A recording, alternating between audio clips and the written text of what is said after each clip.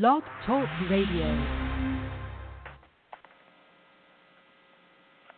Oh, it's time to get real. Oh, yeah.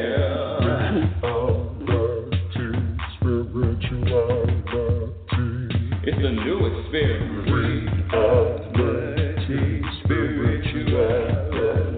Reality, yeah, keep your ears open for this one now. Spirituality. You got a question for RLN? Spirituality. Yeah, it's time to get some answers, baby. Spirituality. Oh, now we getting real. Getting real. Spirituality. Yeah, it's time to get down.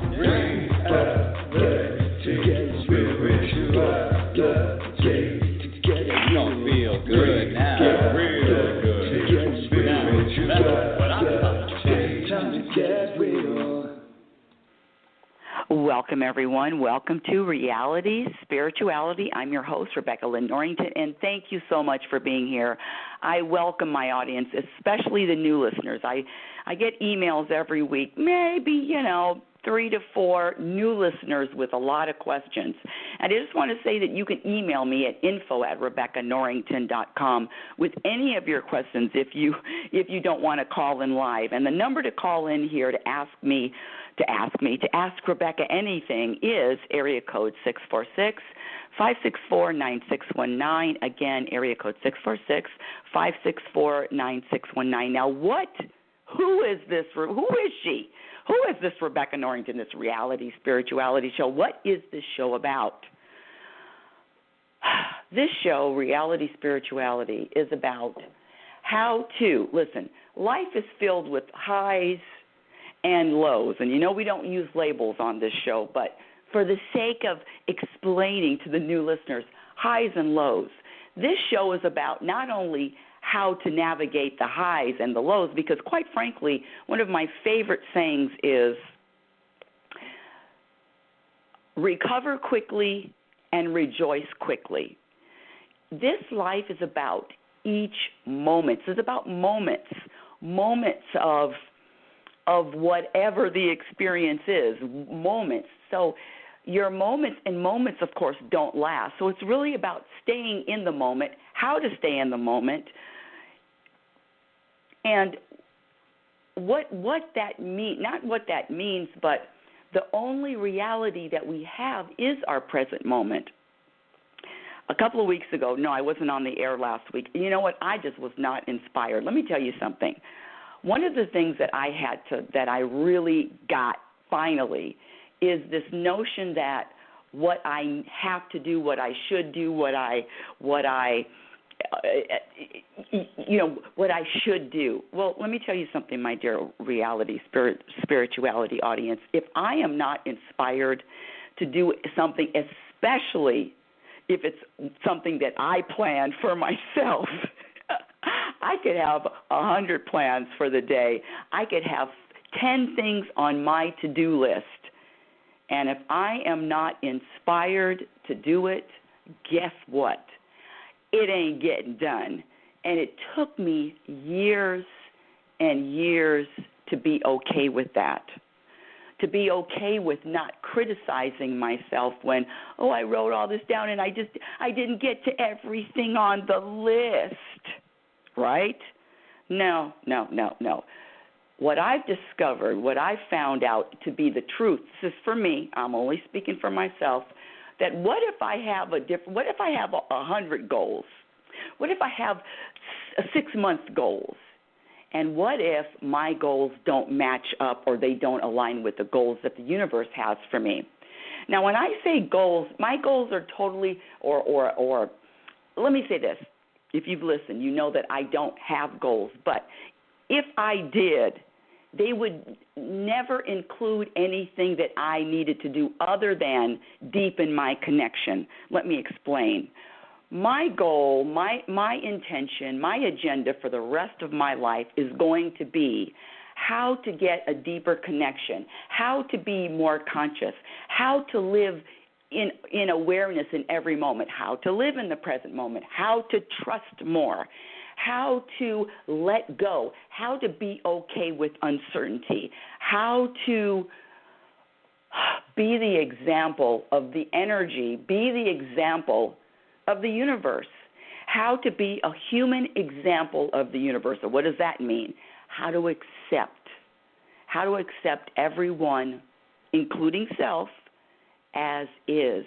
How to be at peace with reality. How to know the difference between an illusion and the truth. An illusion and reality. What is this? Why are we here? I hear this all the time, and everybody's got a different reason. And let me share with you my reason why I'm here. It's very simple. This life is really simple. We're the only ones that complicate it, complicated with thoughts and complicated with perceptions and complicated. Life is really simple. It's so simple that sometimes I forget. And you are basically living with an energy. Now, we're all energy, and you're basically living. Wait, let me just back up just a second. Boy, do I get on a rant. So it's very simple. And this show, let me just say this for my new listeners, this show is whether you believe in a higher power, you believe in the universe, or you don't, because it's really about the energy. And the bottom line is this. You are either traveling, journeying on the path with an energy of satisfaction or dissatisfaction. It's just that simple.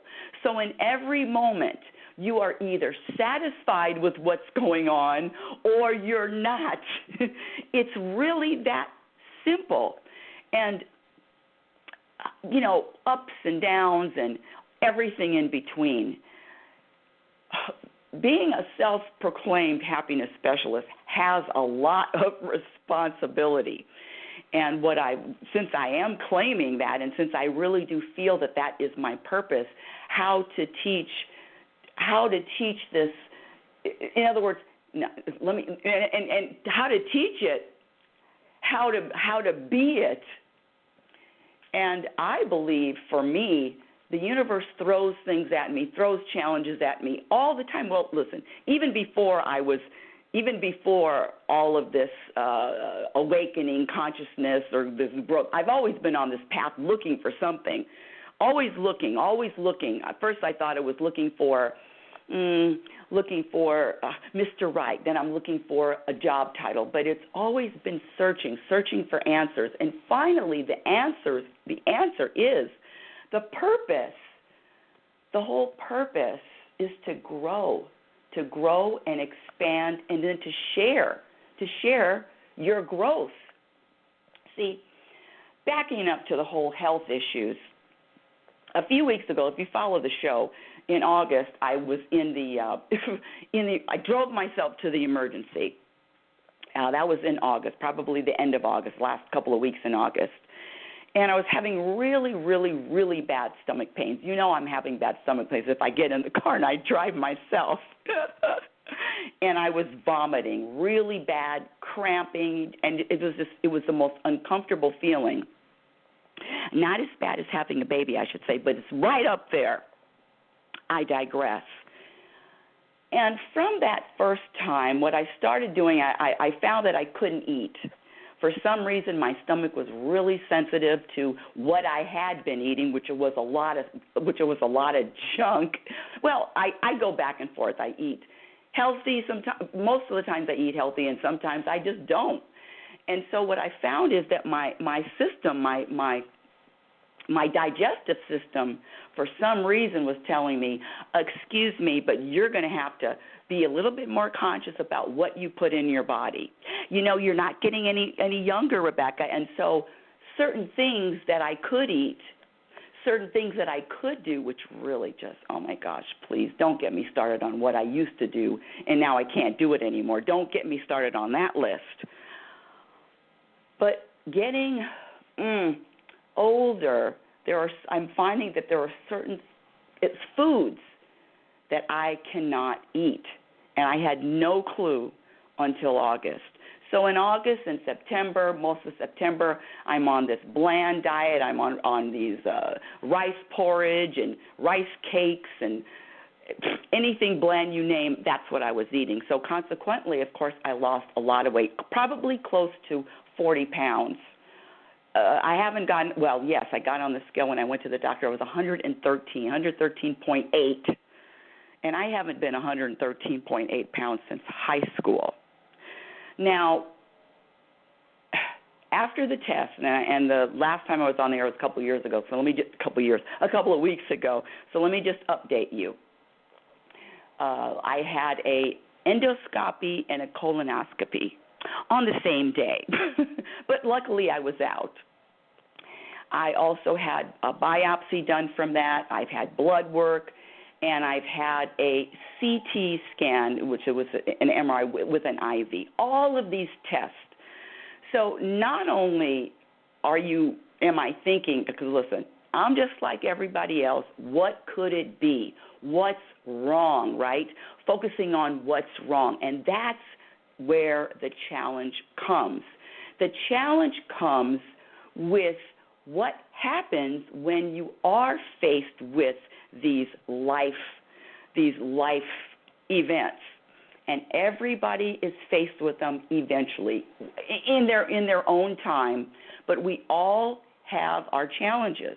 And what do? Well, this is the key. When you practice, and I really mean practice, when you practice on a daily, every day, on a daily, I couldn't think of the last word. When you practice daily, it's like, okay, let's just say, is anybody out there that learned how to drive a stick shift?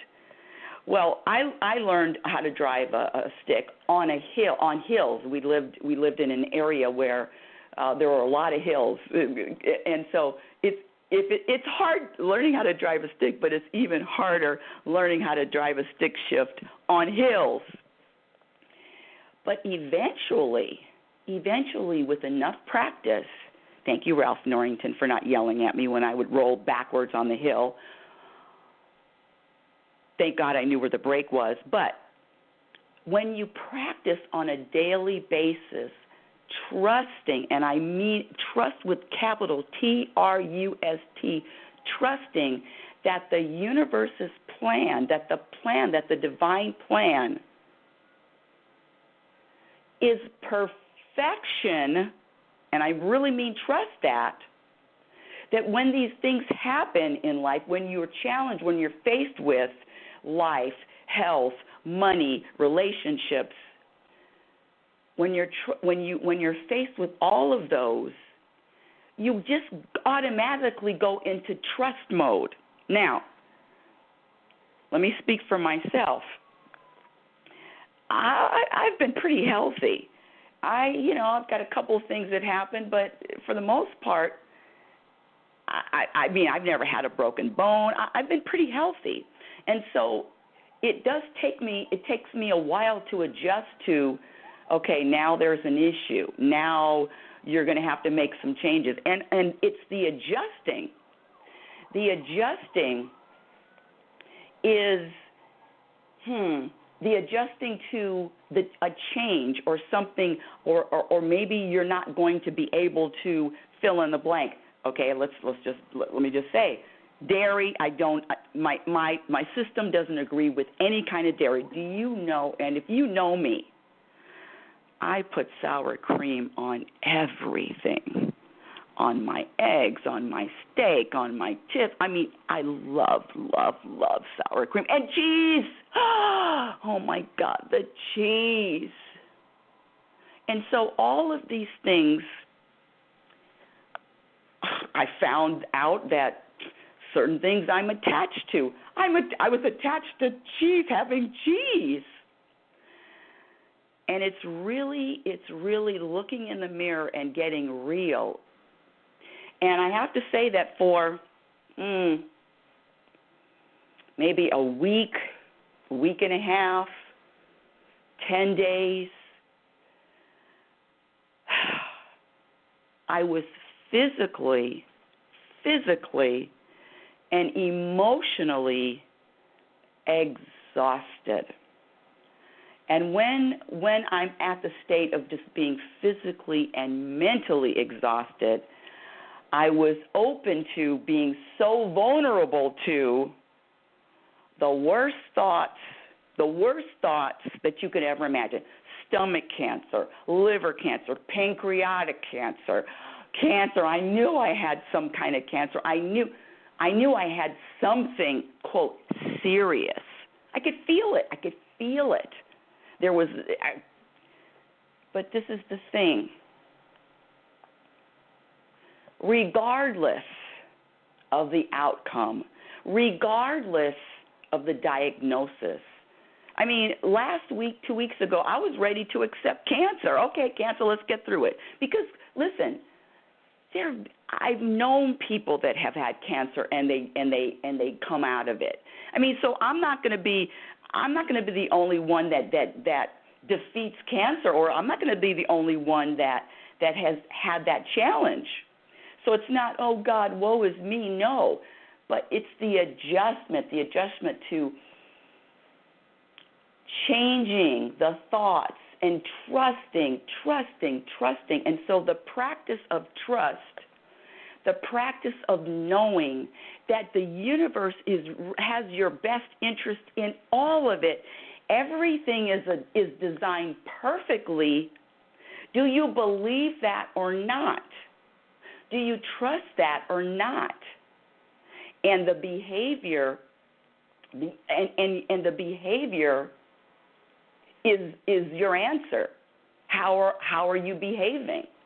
Now, what I really found out too with this, all of the going through this, is thoughts are the only reason why I suffered. Or my thoughts. What was I thinking? Why was I thinking it? I'm all in the future. I was never in the past, but in the future, right? So it's the thoughts. Now, one of the things that I know is thoughts. Now, a lot of people say thoughts are things, and you can, your thoughts, I don't know, you can change your thoughts, or I don't know about you, but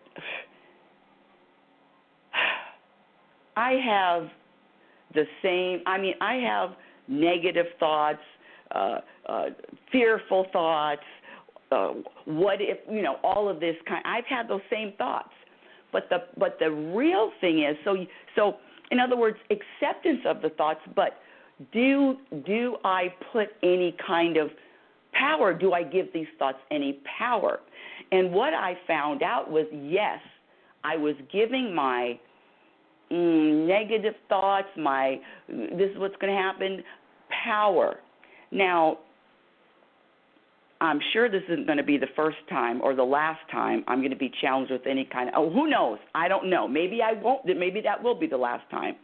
But I'll tell you this. From this experience, I have grown to be, here we go. I have grown to know that I'm going to practice trusting even more. I'm going to practice letting go of what I think, okay, here we go, what I think is the right path for me. What I think is the best path for me. Letting go of what me want. And I always talk about my favorite example is, that poor dude, Jesus. I mean, listen, I'm sure he didn't want to be crucified, but that was his destiny. And when I got to the point where, okay, this could be my destiny, there was actually a little bit of peace. I only suffered when I was wrestling with and resisting and wanting something different. I didn't want to lose all that weight. I didn't want to have to go through, oh my gosh, and listen to this audience.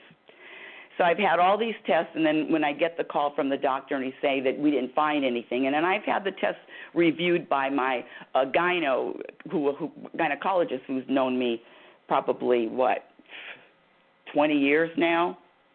So he reviewed them, and I saw him on Friday. Couldn't find anything, absolutely nothing. The pancreas looks like, they said the pancreas looks like it might be a little bit larger than usual, larger than normal, but other than that, blood test, biopsy, negative, CAT scan negative. I mean, that's it. So what does that mean? That means that for 2 weeks, 2.5 weeks, almost 3 weeks, since I found out, since I started being tested, and by the way, the tests always run. You can't do it back to back to back, and you can't get the results like tomorrow. I remember going into the hospital a couple of weeks ago and saying, well, I'll have the results after. I'll have the results right away, because that's what my doctor said. And then I caught myself right in that, even though I wanted the results right after, because the doctor said he would have the results right after. I stopped and I said, you know what? I don't know if I'm going to have results, even though he said right after. I'm not going to attach to that expectation of getting my results on this day or 2 days.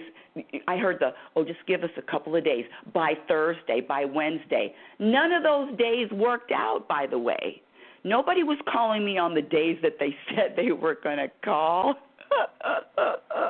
And how do you function when that happens? All expectations, all preferences is basically giving up. I gave up. You thought I gave up before. After this incident, after this little challenge, trust me, there is nothing that the universe, I'm with you, universe. I'm right there with you. I'm holding your hand. I'm okay. Whatever you got planned for me, whatever you have in store, I'm down. Even deeper, even that commitment is even deeper. It's very freeing to let go of your plans. For me, it's very freeing for me to let go of my plans, because I'm telling you, I thought I knew more. Not only more, I thought I knew what was best for me. I thought I knew better than the universe what was best for me, what is best for me. And guess what? I don't know what's best. But I do know that the universe knows what's best. And I do know that after the last few weeks, I am through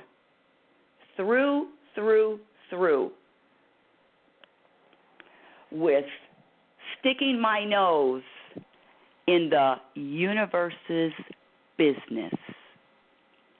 I always talk about one of the things to add to your happiness is staying out of everybody else's business, staying out and not noticing and stop noticing what anybody else is doing. Because looking at somebody else, listen, I can find so many faults with other people, can't you? Looking at what anybody else is doing, being in anybody else's business. So I'm stepping out of the business of the universe. I'm stepping out of their business, and I'm putting the blinders on, closing my eyes, uncertainty, bring it on.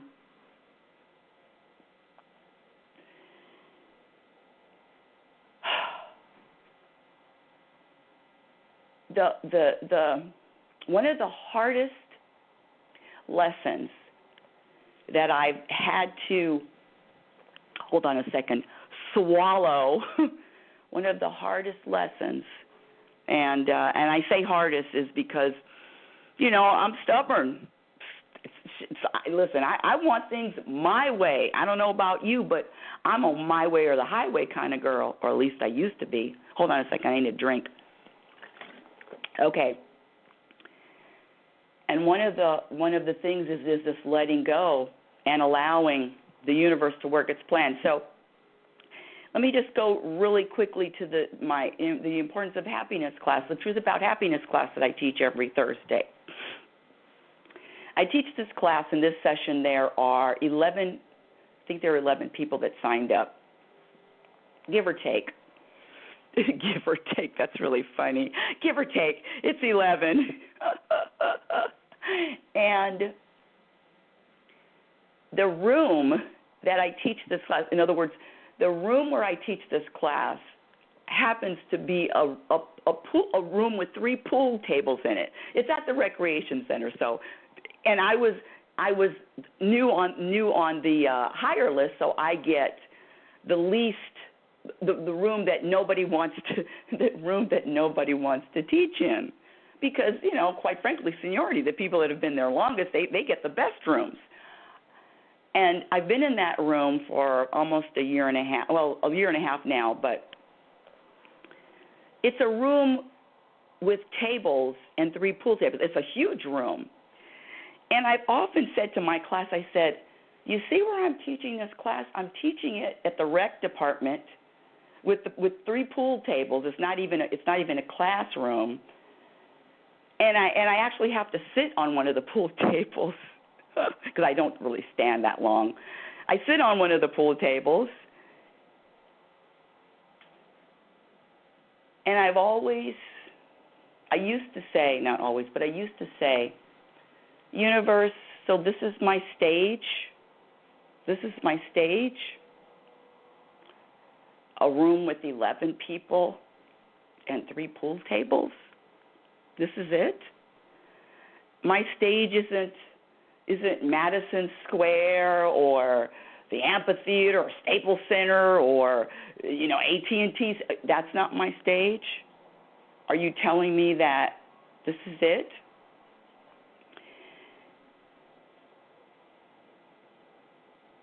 And the answer is always, this is it in this moment. Are you satisfied or not? Can I be satisfied and filled with purpose if for the rest of my life I am teaching in a room with 10 people and 3 pool tables? See, because that's my ego talking. That's my ego wanting more. It's my ego wanting more than what is. That ego is a tricky-ass mother, you-know-what. So many disguises, so many hats. My ego, remember, I've talked about the ego and the job of the ego. Because there's 2 entities living in me. There's a universal entity and there's an ego. Now, the ego is really aligned with man-made things and wanting more and looking out and not being satisfied. And why am I not here? Why am I not doing this? And always wanting something else other than what is happening, and really sitting down and being grateful for this moment, whatever it looks like, including health challenges. Being grateful for all of it because it is just a quick, brief experience. And with a blink of an eye, it's going to be over. It really is about this journey. I talk about my favorite quote. It's you can't be happy with an unhappy journey. It's really about this journey. And last week, in that class of 11, excuse me. I have a married couple in the class, and it was our 7th week, and so everybody's got different habits that they come to the class with, and different habits that they've been doing, and this couple, it's interesting because the guy doesn't say anything, and the wife says a lot, and she says. And so I really didn't know the inside, but she said this last week, she says, you know what? I stopped. I'm practicing stopping nagging my husband and looking at my husband and nitpicking and giving him suggestions and telling him what to do. And she said she was walking to the class. She told this story on Thursday. She said she was walking in the class, and her husband was right in front of her just by a little bit, and he had his sweatshirt, and she said he didn't realize that his sweatshirt was dragging on the floor. The husband didn't realize the sweatshirt was dragging on the floor. And she says, you know what, Rebecca? For the first time, I didn't tell him. She says, I would have said, pick up your sweatshirt, it's dragging on the floor. She said, for the first time, I wasn't in his business, and I just let him drag his sweatshirt on the floor, she says. And I find like I'm not talking as much because most of my talking was always about nagging, or was always about making a suggestion, or he should do this, or he needs to do that. And when I'm listening to her, making a shift and feeling very, very proud and feeling the difference of how she felt before and how she's feeling now and what she's practicing now. And I'm not going to let my ego say it's because of me, because it's not. Because the messages are here for all of us. I've just got the big mouth. and I'm just telling you and just sharing. But the practicing something different. And this woman's life is going to be shifted forever. Isn't that enough, Rebecca? Isn't that enough? Isn't one person shifting enough? You need thousands. Now, I have no idea about future. I have no idea. But it's really about this being grateful for just the shift, the energy, no matter how it looks. On November the 3rd, I was invited to speak at, listen to this, you ready? My chiropractor's office. I'm going to be speaking, and I said, what's, because they have wellness seminars. And I found out about it. I said, well, I'll speak. Can I speak? You know, me pushing myself in everywhere. And they said, yeah, of course. And I said, how many people show up? Oh, anywhere from 2 to 8. Hold on a second. I'm not crying, I'm laughing. 2 to 8. Thank God. I actually had a little bit of expectation. I'm thinking like 20, 25 people. She said 2 to 8. I said, oh, okay, maybe I should invite some people. But what is that? What if 2 people, 3 people, 4 people, 1 person shows? What if no one shows up? It's are you satisfied or are you dissatisfied with reality? Let me. It's very simple. It's very simple, and only you can answer that question. And so for me, I've got this practice being satisfied in all the moments. Here we go. And it's a practice that I've been practicing, but I'm going to be practicing even more. Get it? I mean, you could practice for 3 hours a day, or you can practice for 10 hours a day, or you can practice for 24 hours. So it's really beefing up the practice. It's really beefing up the practice. And the more you practice, the more your behavior is automatic. There's a practice of reacting to life, and there's a practice of accepting life. Reacting and accepting. There's a practice of perceiving something's wrong, and there's a practice of perceiving something is right. And I'm not say you perceive something wrong some of the time. No, I'm going to get to the point where I'm perceiving everything is right all of the time. You want a goal? That's a goal. Perceiving something is right all of the time. Because it is. Everything is in order. To my chagrin. During the week, I'm going to be retiring in December, and during the week I actually have been contracted out to teach the senior classes at the community center, of course, on Wednesdays and Thursdays. And so that's what I'm doing every Wednesday and Thursday. I use my sick time and I go to the senior center and I teach senior aerobics, senior yoga, chair aerobics, and regular aerobics. So I'm surrounded by people that are in their 50s all the way up to the 90s. Now, it's been, let's see, this was my third week this week.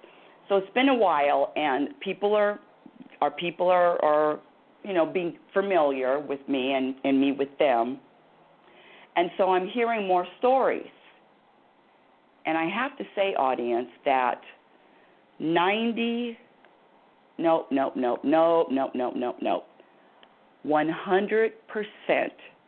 of the people that come up to me and talk to me about their who they are, I hear complaints about their health issues. Oh, I had a hip replacement here, and I'm telling you, the people in their 70s and 80s and 90s. I mean, come on, you. There's tons of them, and of course, being empathy, sympathy, or whatever it is, feeling for them, having compassion, listening to the stories. It's the first thing out of their mouth is what's wrong with them. And at first, when I started, listen, I got to be me, and people, the ladies, the men, like this one guy, he wears these orthopedic shoes. He's got this brace on, and of course with the cane. But he's got a great sense of humor, but he it's just a whole, if you sit and say, hi, who are you, what's your name, you get a half hour of problems. And I used to say, okay, why don't you focus on what's right as opposed to, no, this is what I said. Why don't you focus on what you can do as opposed to focusing on what you can't do? Yeah. Well, listen, if you talk to somebody 80 or 90, they're really, are they going to switch it up and change it up? Who knows?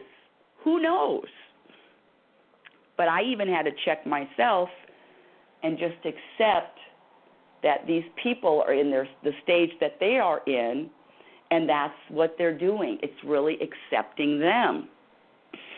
And accepting, but see,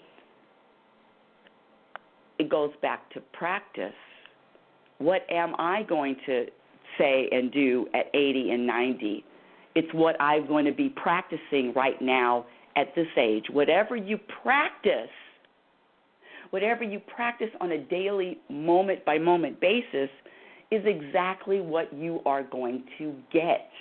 When I say practice, I mean practice your state of mind. What is your state of mind? Is it grateful? Is it looking out and finding fault? What is your state of mind most of the day? 99% of the day. And, of course, the state of mind fluctuates. Listen, I don't like to admit this, but some of me is human. I don't like to admit it. Don't let that get out. And so with that, it's a roller coaster with this human versus the spiritual, or the human versus the consciousness, or the human versus the universe. All of that. It's a little battle. I'm talking about myself.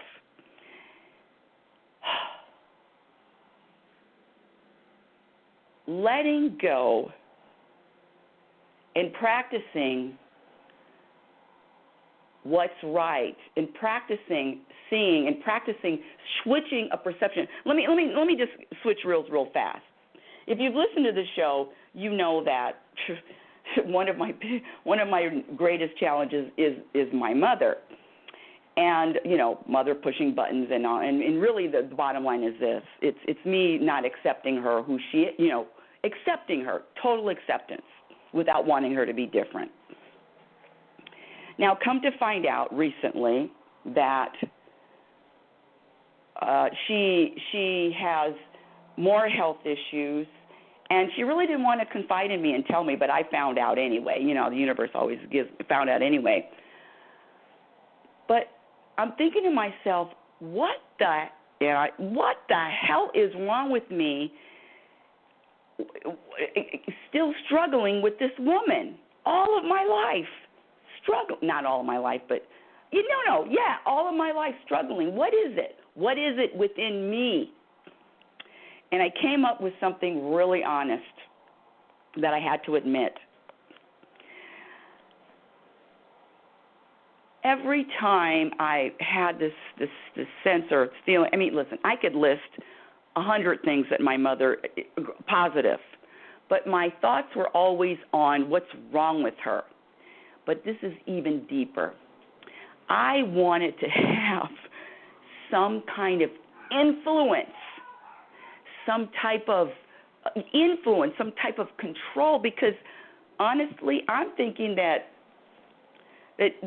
she's not capable.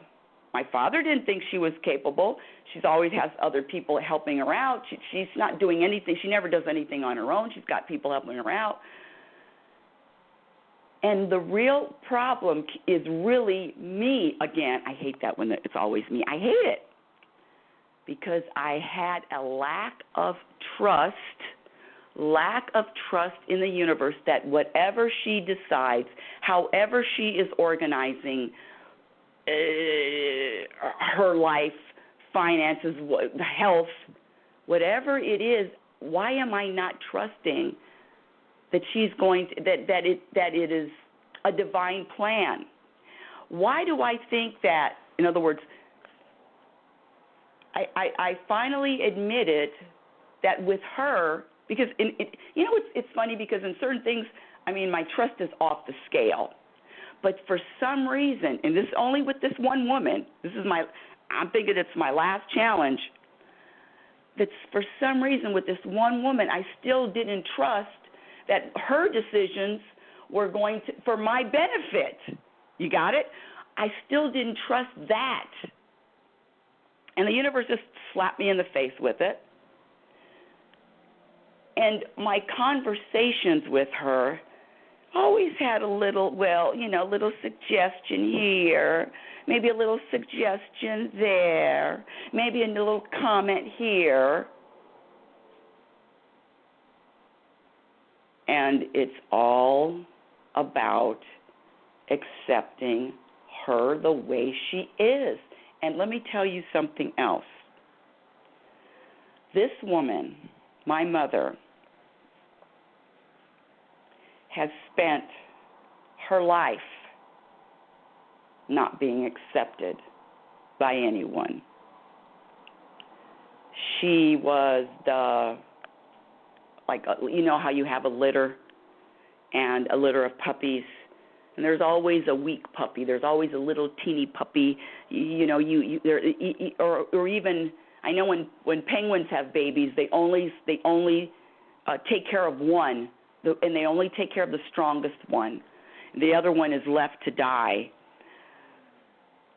Damn penguins. Anyway, I digress. So my mother was one of those. She's the weak one in the litter.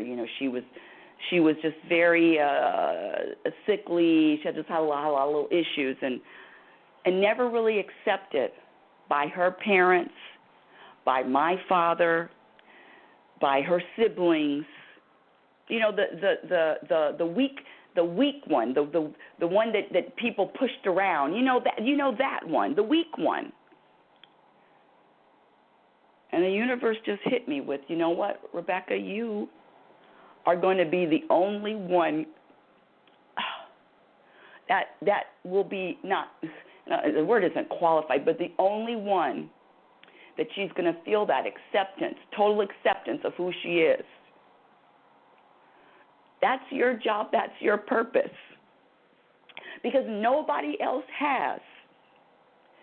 Even the people that are helping her now.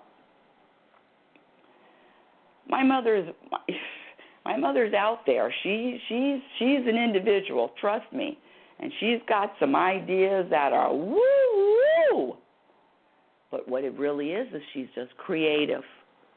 How's that for a perception change and shift? Instead of being crazy, she's just creative.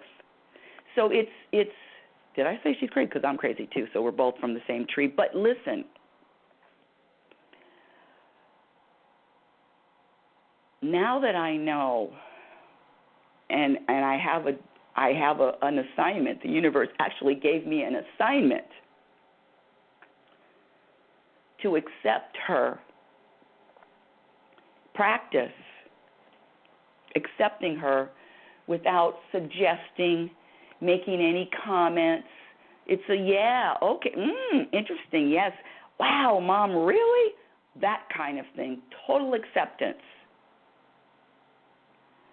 And let me give you a perfect example.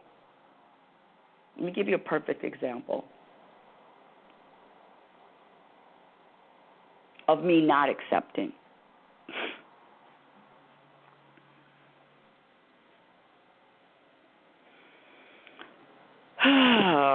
I have so many of them. I'm just trying to think of one that makes sense. Okay. A couple of days ago, I was on the phone with her, and we were talking about groceries and going to stores and stuff. So she was making a comment about when she was a child, what happened, and she remembers going to this place to buy chickens, and then they would slaughter the chickens. She was just remembering when she was younger, and she says, she was talking about, and it was so cruel, and I said, Mom, see, this is what I'm talking about. See, this comment that I just made to her that I'm going to share with you. I said, Mom, that was at least 75 years ago, 80 years ago. I said, you think they're doing that now? You think they're doing the same procedure? You think they're doing the same things now? See, that's not acceptance. Acceptance would be responding, wow, that's interesting, Mom. You did what? You remember that? Wow, what a great memory. See, it's even the comments that you made that you make. Even your comments that you make have the energy of either acceptance or not. It's really huge. And now that I know that that's one of my jobs, that's one of my responsibilities, that's one of the things that I have to do before she breathes her last breath, or I breathe my last breath, it doesn't matter, who knows. Acceptance of others. And the only reason why I can't accept others, or the only reasons why I haven't accepted her yet, totally, fully, 100%, as we all know, self-acceptance.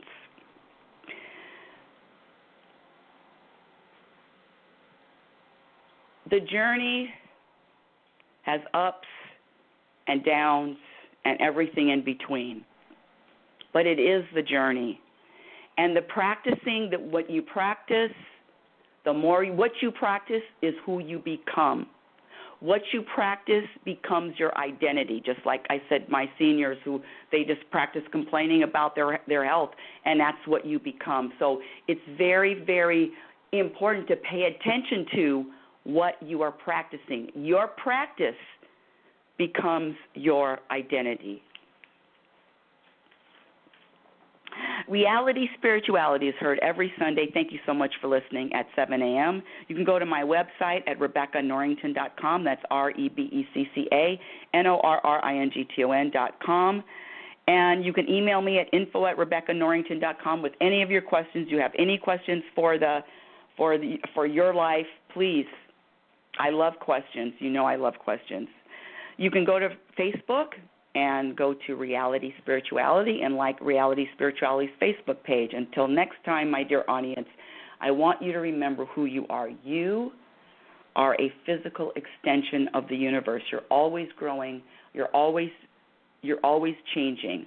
Love is patient and love is kind. Remember, be your own best friend.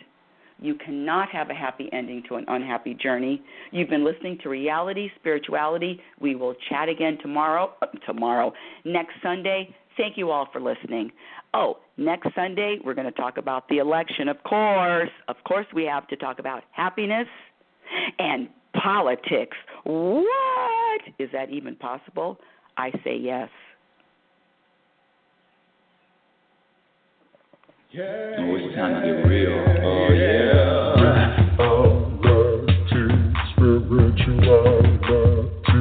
It's the new experience. Reality Spirituality. Yeah, keep your ears open for this one now. Reality Spirituality. You got a question for RLN? Reality Spirituality. Yeah, it's time to get some answers, baby. Reality Spirituality. Oh, now we getting real. Reality Spirituality. Yeah, it's time to get down. Reality Spirituality.